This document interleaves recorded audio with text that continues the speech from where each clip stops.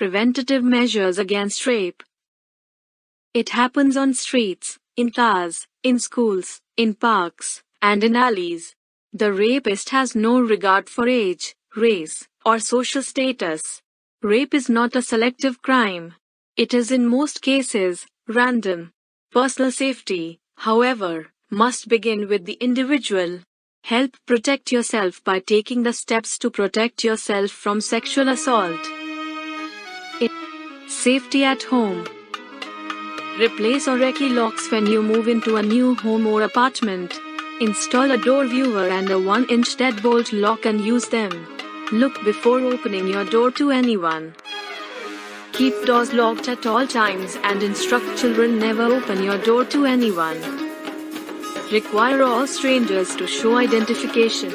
If you haven't called for a repairman, don't let one inside. Leave him waiting outside and call his place of business to verify his reason for being in your area.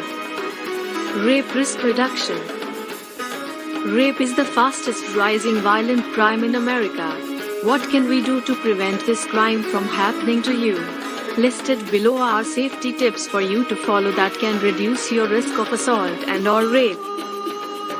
Secure your car and home.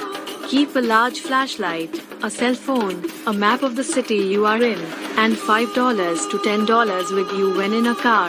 The flashlight can be used as a light or weapon, the phone is to call for help, and the money is for car emergencies only, for example, new windshield wipers or gas. Always keep your doors and windows locked and evaluate the effectiveness of the locks. Never open your door to a stranger and never tell them you are alone. Avoid unsafe situations and strangers. If you are being followed, go to the nearest police or fire department, or any place where several people will be, convenience stores, gas station, etc. Walk in groups at night. Flee if you are in a potentially dangerous situation. Yell or scream to attract attention. Carry a whistle that will make a loud noise. Engage in passive or active resistance. Passive resistance is to think and talk your way out of a situation. Active resistance is to react immediately to startle your attacker. Use any available item, hairspray, keys, purse, etc. as a weapon. Think. Keep using your mind to think of alternative actions for escape. You are responsible for your own safety.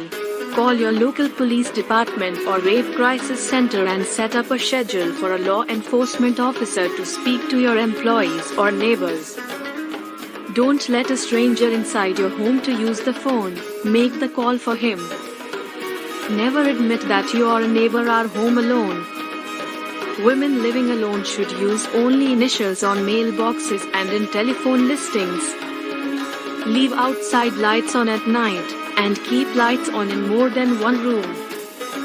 If you receive an obscene phone call, just hang up and don't react.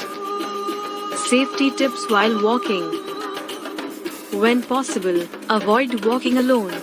Walk with someone, or walk in areas where other people are near. Stay in well-lighted areas, away from alleys, bushes, and entryways. Avoid shortcuts through parks, vacant lots, and other deserted places. Don't hitchhike or accept rides from strangers. If a driver stops to ask you directions, avoid getting near the car. If you are being followed, go to the nearest business or residence for help. If you are harassed by the occupants of a car, simply turn and walk the other direction. The driver will have to turn around to follow you. Hold your purse close, not dangling, and avoid carrying extra money or valuables on your person. When you return home, have your door key ready so that you can enter without delay. Don't walk or jog at night wearing headphones. You need to be able to hear someone driving up or walking up behind you. Above all, be aware of the people around you. Be aware of your surroundings and the total environment.